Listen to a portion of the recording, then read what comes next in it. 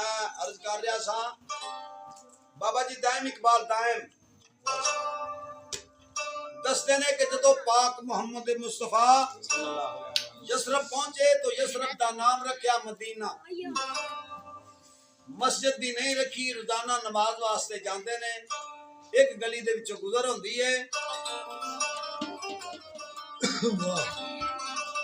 ते एक यहूदन माई यहूदी वो लोग ने कि जिन्हां हजरत ईसा अलैहिस्सलाम सरकार दा कलमा पढ़िया। नबी वो भी सच्चे ने, मनना भी सानू चाहिए, पर दिल च बुग़्ज़ रखदी सी, हसद रखदी सी कि साडे नबी नालों नहीं वड्डा। नाउज़ बिल्लाह असी ये फख्र करने आ जी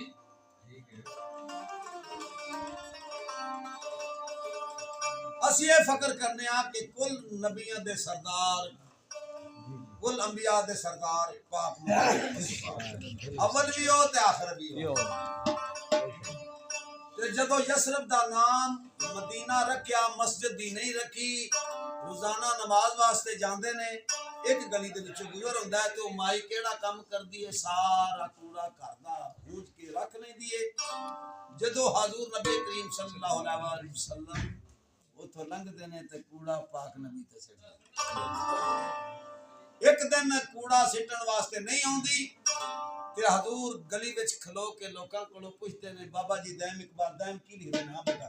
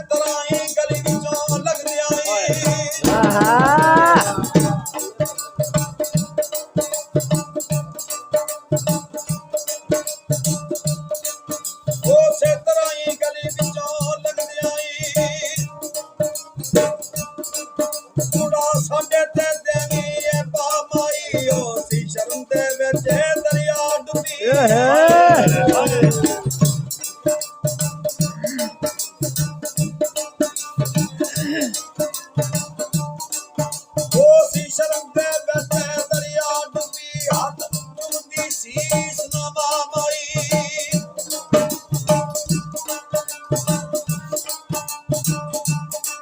ਤੈਥੋਂ ਜਾ ਸਕੇ ਲਖੇ ਮਾਰਿਆ ਕਾ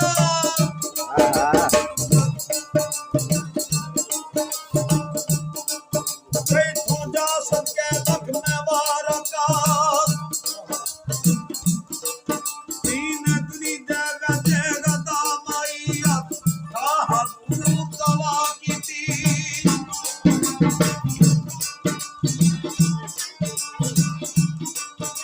ਝੂਠਾ ਹਸੂਰੇ ਤਵਾ ਕੀਤੀ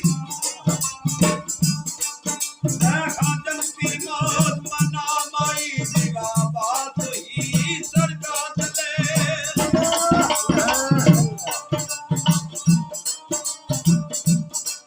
ਜੀਵਾ ਬਾਤ